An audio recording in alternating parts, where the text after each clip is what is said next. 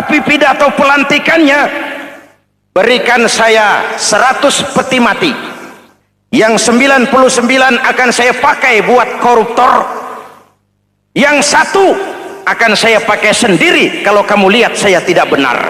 Luar biasa.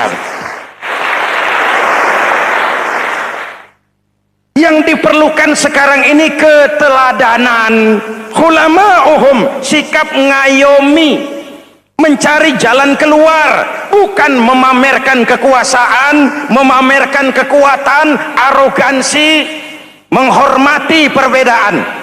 Itu ciri demokrasi. Hadirin hadirat ma'asyiral muslimin yang saya cintai, ada sebuah cerita pendek. Seorang pengendara sepeda motor ditangkap oleh Pak polisi, lalu diperiksa. Ini motor siapa? Pinjam Pak. Helm? Pinjam. SIM? Pinjam. Kata Pak polisi, tidak boleh begini. Marah yang naik sepeda motor. Pak polisi bagaimana? Kok tidak boleh? Yang punya saja bilang boleh.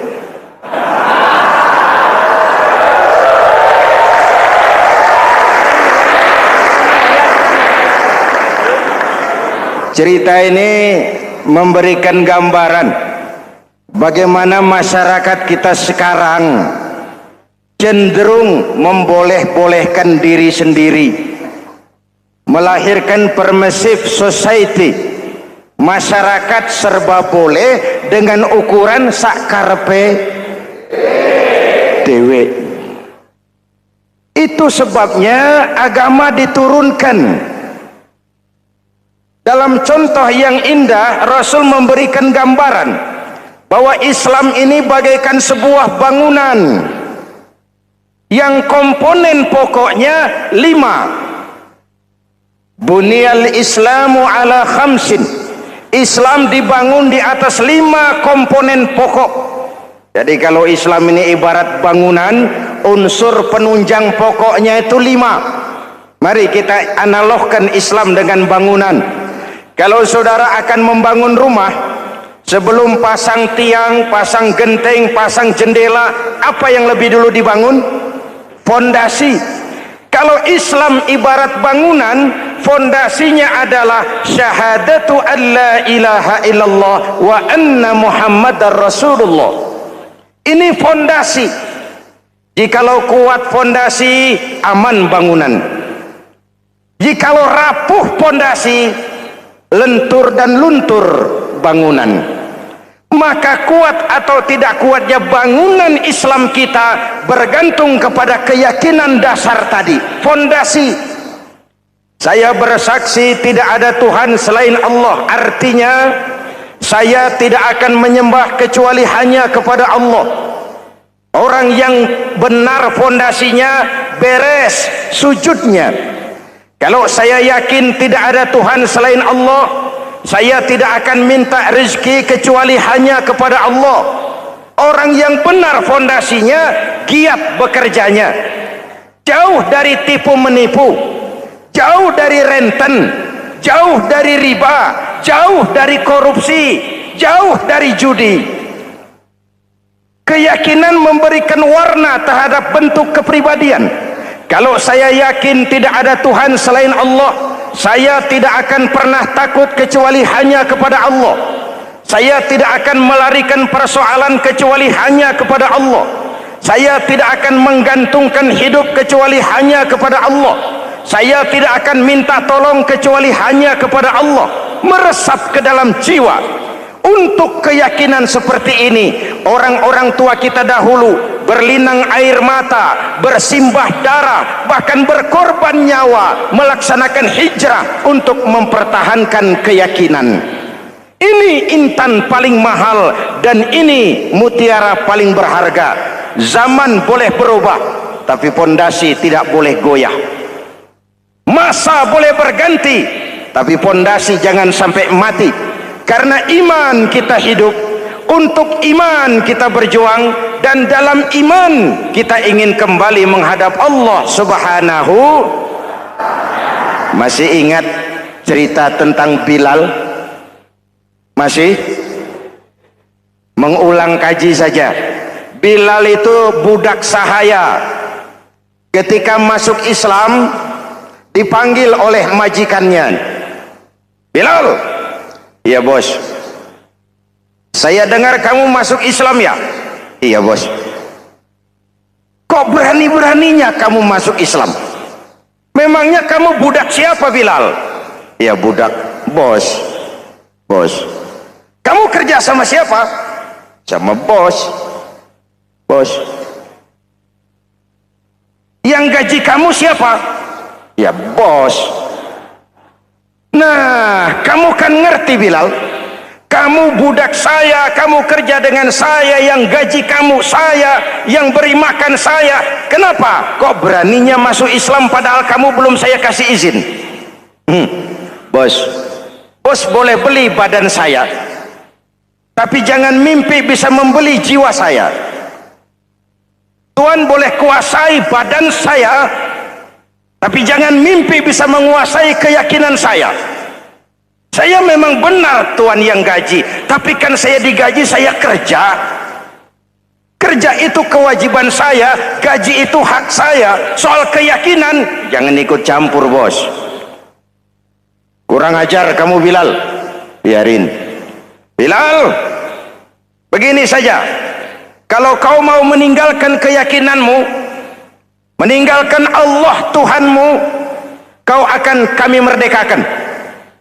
Tapi kalau kau tetap dalam keyakinanmu, kamu akan saya siksa sampai mati. Bagaimana? Jangan mimpi bos. Lebih baik mati berkalang tanah daripada hidup bercermin bangkai. Biar saya gugur membela keyakinan daripada hidup jadi penjilat menjual akidah. Itu prinsip.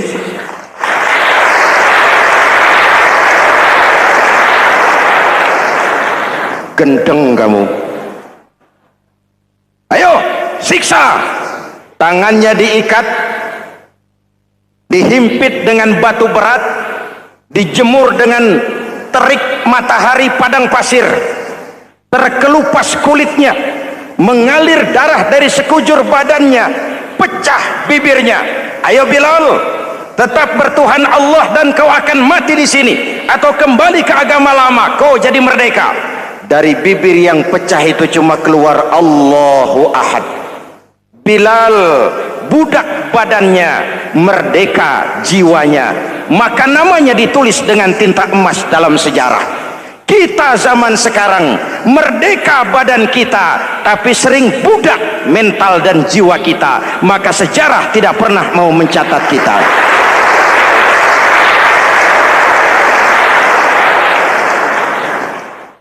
Ma'asyiral muslimin yang saya cintai, fondasi sudah. Lalu apa lagi? Mulai memancangkan tiang. Tiangnya 5. Ada tiang namanya zuhur, asar, maghrib, subuh, isya. Tetapi agar bangunan menjadi kuat, ada tiang-tiang tambahan namanya rawatib dan nawafil. Rawatib itu ba'diyah atau qobliyah, nawafil itu di luar itu. Agar bangunan menjadi kuat, dibentuk pribadi lewat sholat. Apa filsafatnya? Pertama, sholat itu simbol penyerahan total kepada Allah. Kita ini sudah kontrak. Innallaha astara minal mu'minina anfusahum wa amwalahum bi anna lahumul jannah. Allah telah membeli dari orang-orang mukmin diri mereka, harta mereka, bagi mereka adalah surga. Penjual kita orang beriman, pembeli Allah, dagangannya amwal dan anfus, harganya adalah surga. Jelas?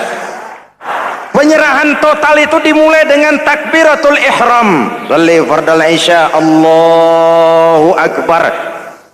Arahkan mata ke tempat kita sujud. Jangan lupa kalau sudah di atas, lupa dengan yang di bawah. Sudah jadi genteng, petatang peteteng di atas. Lalu bilang, merasa capek sendiri, kata genteng, kepada tiang, tiang kamu si enak, kata genteng, saya setengah mati di atas, kehujanan, kepanasan, kadang-kadang anak-anak nakal saya disambitin. Kata tiang, saudara genteng, ngomong jangan sembarangan ya. Kamu kira kamu bisa nongkrong dan nangkring di atas itu gara-gara siapa genteng? Kan saya yang sokong dari bawah.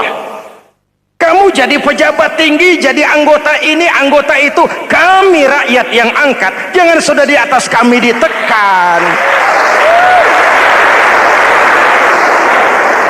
Jangan agama dijadikan topeng untuk kepentingan pribadi. Berpolitik untuk kepentingan agama, ayo, tapi menjual agama untuk kepentingan politik, itu yang merusak agama.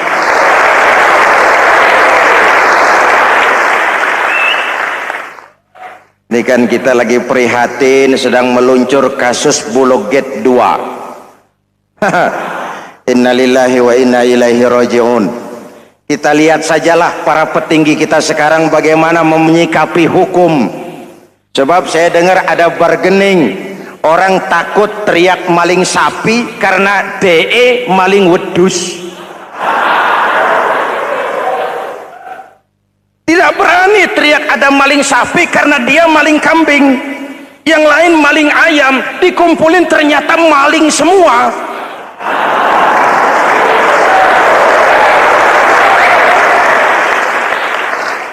Hadirin yang saya hormati, ini melukai rasa keadilan. Oleh karena itu sholat mengajarkan kepada kita, dalam posisi berdiri, lihat tempat sujudmu, jangan menteleng terus ke atas lalu lupa dari mana kita berangkat. Itulah maknanya tawadhu, rendah hati, tidak melonjak angku dan sombong. Ada sebuah hadis Rasulullah bersabda, idza aradallahu biqaumin khairan, apabila Allah menginginkan kebaikan kepada satu bangsa, apabila Allah menginginkan kebaikan kepada satu kelompok rakyat, walla alaihim khulama'uhum, maka yang naik jadi pemimpin adalah orang-orang yang santun, orang-orang yang lemah lembut,